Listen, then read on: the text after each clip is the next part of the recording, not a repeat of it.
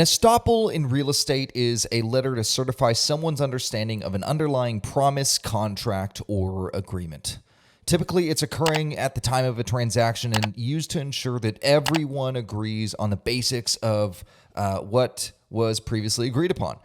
So this is one of those concepts that's best explained through an example. So an owner of a commercial building went to a bank to get a cash out refi on a property. Okay, so he explains that, hey, he just signed 5 new tenants and that increased the profitability of the building by 50 grand a year. So the bank naturally does some due diligence on the property, right? They want to know that the owner can afford that new loan payment. So they ask the owner to provide the rent roll, T12, and underlying leases on the building.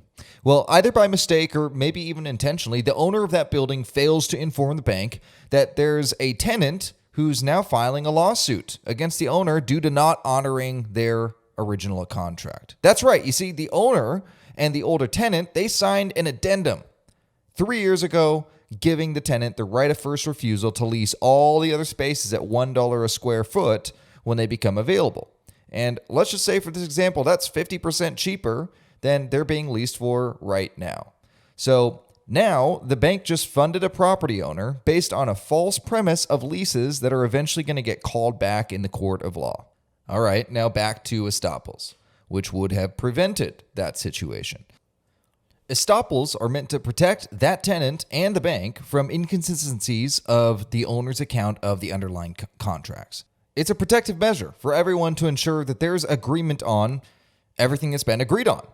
You see, if the bank had gotten their estoppels signed as they're supposed to, then the tenant would have made the bank aware that a right of first refusal addendum the tenant got signed 3 years back. So resultantly, the bank would have required that matter to get addressed before wiring all that money over to the original owner.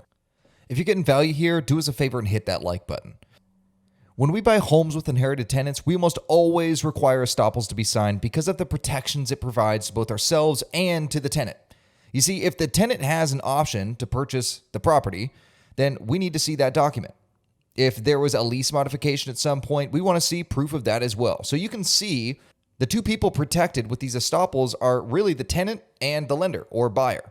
So if you're a tenant, then it's brutally important for your sake that you read over that estoppel and then get it signed once you can confirm its accuracy. So what if the tenant refuses to sign? Well, we've run into situations where the tenant believed that them not signing the estoppel gave them some leverage or something, right? A reason to start renegotiating the lease terms or perhaps get something in return for their signature. Well, it doesn't really work like that. If you're the tenant and you receive an estoppel, then remember that this is how you protect yourself. Review this thing. If you see something inaccurate, then point it out.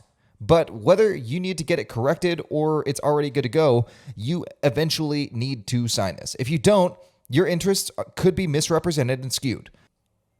In fact, if you refuse to sign an estoppel or work with them to try and correct it, then a judge is just going to discredit your case. Additionally, in most cases, you can actually be financially penalized for failing to sign it. So remember that an estoppel isn't to protect the owner, it's there to actually protect the tenant and the buyer. So read over it closely. If necessary, request changes, but either way, work with the other parties to get it signed so your interests are protected. Before letting you go, make sure you watch the next video, which is about the buyer's checklist before getting the estoppel signed. We're even going to give you a free copy of our boilerplate estoppel we use in our transactions. So hit that like button, subscribe, and definitely check out the next video.